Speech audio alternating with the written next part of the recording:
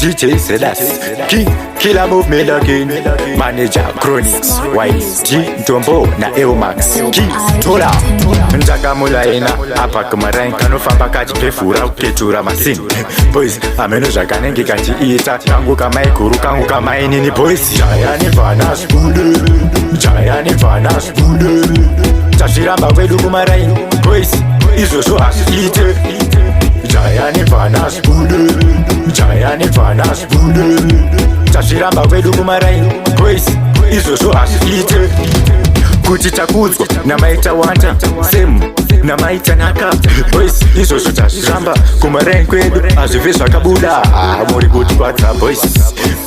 Geto Kwedu Moturaya, Boys, Chinjai Maichiro, Boys, Tem Toriro, Bagazi Vem Toriro, Chijai Kaono Keptaro, Jayani Vanas, Jayani Vanas, Tashiramba Vedu Marain, Boys, Iso Soas, Eater, Jayani Vanas, Jayani Vanas, Tashiramba Vedu Marain, Boys, Iso Soas, Eater, Boys, Mese Vari Kudaro, Chirikuwa Chaka, Chirikuwa Punch, Kuwa Urayane Maput, Konge Kumfu Punch, Kula Kutijga Maria, Nenge Tafane Punch, Mukuti Kwata Boys, Geto Reduri Nenge Geto Noise, Tito Chirikuto Pisa, Geto Chine Noise, Jayani Vanas, Tashiramba, does not make sense, Boys, Jayani Vanas, Jayani Vanas, Tashiramba Vedu Marain, Boys, Iso Soas, Eater, Jayani Vanas, Jayani Vanas,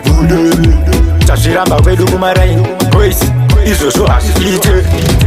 Kuchita Kuzko, Namaita Wanta, Sem, Namaita Naka, Boys, Iso Tashiramba, Kumarain Kwedu, Azivisa Kabuda, Mori good Quatra, Boys, Geto Kwedu Moturaya, Boys, Chinjai Maichiro, Boys, Tem Toriro, Bagazi Vem Toriro, Chijai Kaono Keptaro, Jayani Vanas, Jayani Vanas,